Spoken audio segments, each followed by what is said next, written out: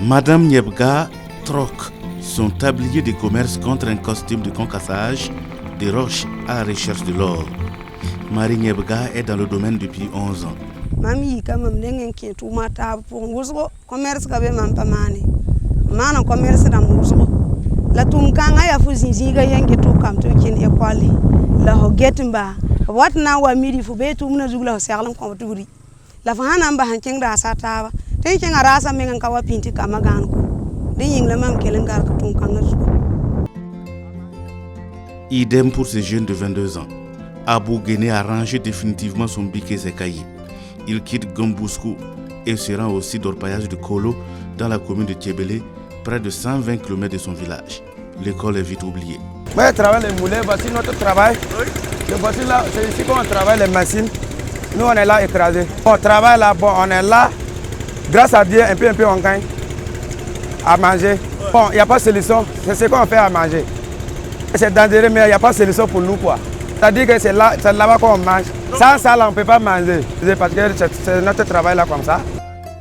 Sur cet espace, le champ est devenu un site d'orpaillage. Là aussi, ce sont des galeries à perte de vue. Des scènes de cet acabit, on en trouve partout au Burkina. Du nord au sud et d'est en ouest, c'est la ruée vers l'orpaillage artisanal. Un travail physique, à la limite inhumain, voire dégradant pour la nature, mais aussi pour l'homme. Mais peu importe, les intérêts sont guidés par le gain immédiat. Sinon, ton tour profond. Bon, alors, calebo, ton bord à la calé. Aïe, ça m'a mis à bilo. Et débrouiller la sanamana. Protège mes gantons. Ton cavien n'est tourné. Beaucoup de valeur ton bilo. En dépit des conditions difficiles, voire très dures et même pénibles, les populations se retrouvent sur différents sites sans répit à la recherche du métal jaune. Comme c'est le cas ici sur ce site de fortune de Nibrongo à Ziou, dans la province de Naouri. Là, c'est le lavage avec l'utilisation des produits tout azimuts, le cyanure, le zinc et même l'acide. Le tout sans protection aucune, malgré leur dangerosité. On a appris que c'est dangereux, mais bon, comme vu qu'on n'a pas encore vu les films de ça, en tout cas, on sait que c'est dangereux, mais il n'y a pas de fondement. Mais on ne sait pas réellement quel effet que ça peut jouer sur nous exactement. Les animaux et les champs côtoient les sites malgré l'utilisation des produits chimiques, des produits qui polluent les sols et les marigots. Conséquence immédiate des pertes d'animaux. Souvent aussi ça arrive, mais souvent ils ont mis des grillages, mais souvent quelqu'un d'autre peut ne pas bien fermer son grillage et l'animal rentre dedans et il met. Il y a déjà des cas, mais on s'est entendu. Ce producteur proche du site, conscient que son champ est en danger, s'est finalement lancé lui aussi dans l'orpaillage et tente de concilier les deux.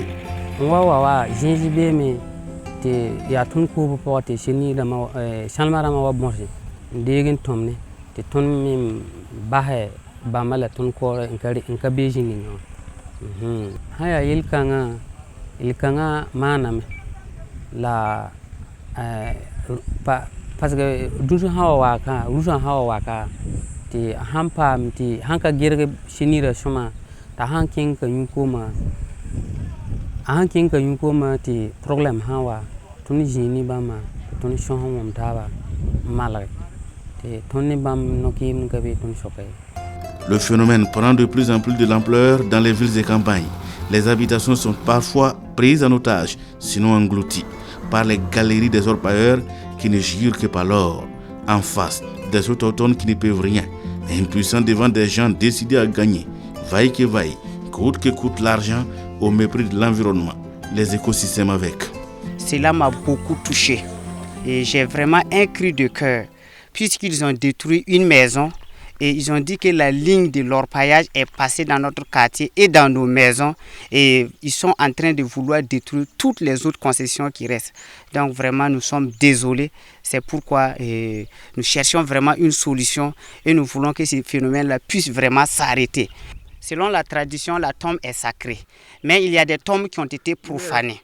Il y a une tombe qui a été profanée jusqu'à ce qu'ils ont découvert les ossements et on ne sait pas la tombe là appartient à qui. Et la tombe de ma belle-mère qui est décédée en 2015, ils ont creusé jusqu'à ce qu'ils ont touché le cercueil. Et ils cherchaient l'emplacement du crâne pour voir si toutefois il n'y a pas de l'or dans le crâne pour pouvoir en extraire.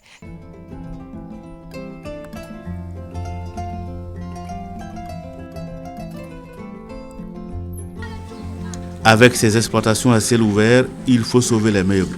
D'où le projet Benkadi pour qui l'exploitation artisanale de l'or, oui, mais il faut à tout prix préserver l'environnement. Au Burkina Faso, nous travaillons principalement sur deux axes en termes de mobilisation des acteurs pour une synergie d'action. Le premier axe, bien sûr, concerne le plaidoyer pour une politique, des politiques publiques inclusives, et particulièrement pour tout ce qui concerne le changement climatique. Et le deuxième axe va concerner la mobilisation des acteurs pour une gestion vraiment saine de l'environnement en mettant le focus sur l'orpaillage artisanal. Pourquoi cet élément? Il faut dire que le Burkina Faso est un pays, je dirais, minier. Et vous voyez qu'à travers les 13 régions, il y a un façonnement de sites miniers. Et les sites miniers, tout le monde sait ce qui s'ensuit à travers la dégradation de l'environnement et du couvert végétal, si rien n'est fait pour pallier à tout cela.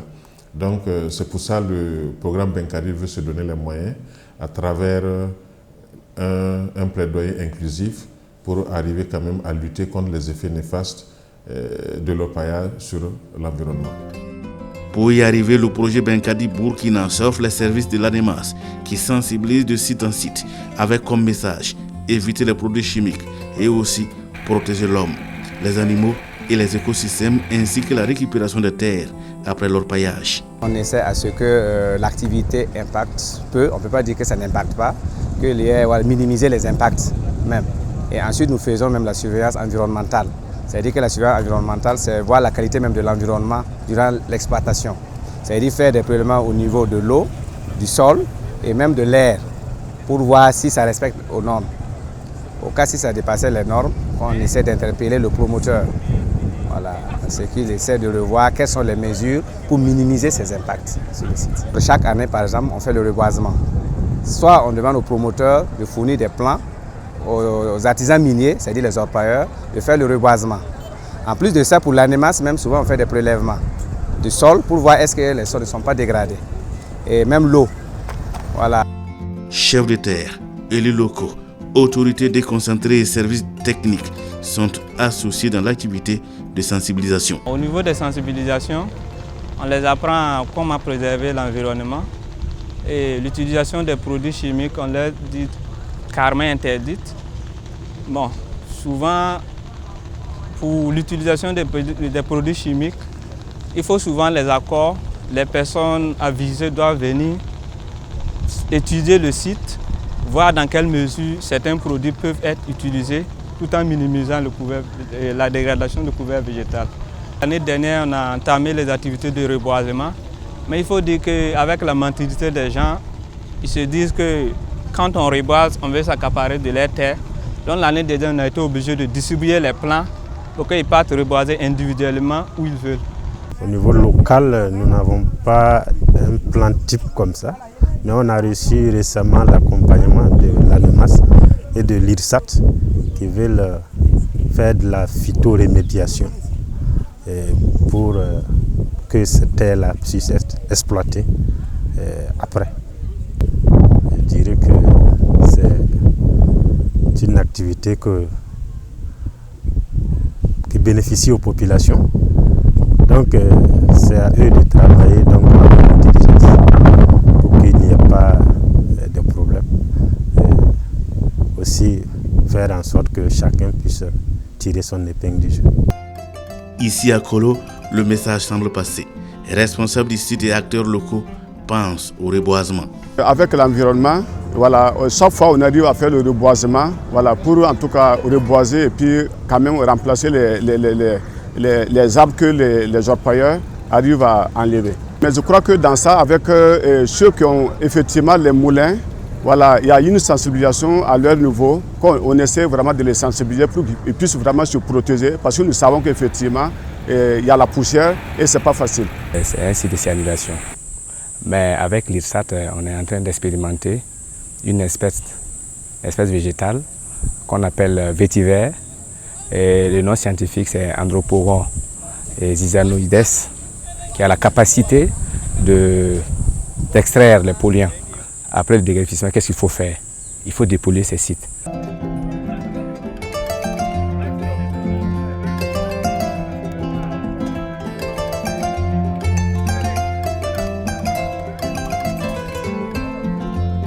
L'orpaillage attire de plus en plus d'enfants au détriment de l'école. Des hommes et des femmes abandonnent les activités familiales pour l'orpaillage et exercent une forte pression sur la nature. Après une étude réalisée en 2018, le Burkina enregistre plus de 800 sites miniers artisanaux. Bon pour l'économie certes, mais un danger pour son couvert végétal. Il y a pas mal de couches de nos populations qui tirent leurs revenus de subsistance. C'est d'essayer quand même d'amener les acteurs à plus de responsabilités. Et au niveau des orpailleurs, c'est d'amener ces acteurs-là à beaucoup plus de respect des normes environnementales que l'État ou les partenaires mettent en œuvre.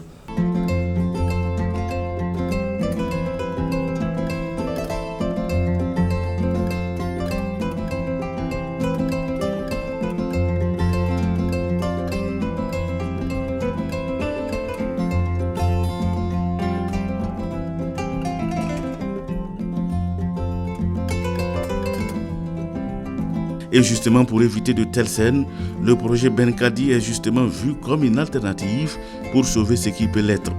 Au niveau de Benkadi, nous voulons dire que nous sommes en fait là pour être leur partenaire de tous les jours, pour être leur partenaire conseil, pour les aider aussi à connaître leurs droits, mais surtout à respecter leurs devoirs. Parce que aujourd'hui, tout le monde voudrait réclamer ses droits, mais il faut d'abord que nous soyons citoyens. Enfants, jeunes, hommes et femmes, tous espèrent un coup de chance, à l'image de cette femme et son garçon, ici sur les traces du filon d'or, dans un champ. Entre deux saisons, des champs n'existent plus. Ils sont transformés en sites d'or. Cet homme veille au grain pour sauver son champ. Des surfaces cultivables devenues des ruines, des concessions envahies, des écoles en voie de disparition à cause de l'orpaillage. Leur fait rêver certes, mais pas une garantie pour les générations à venir.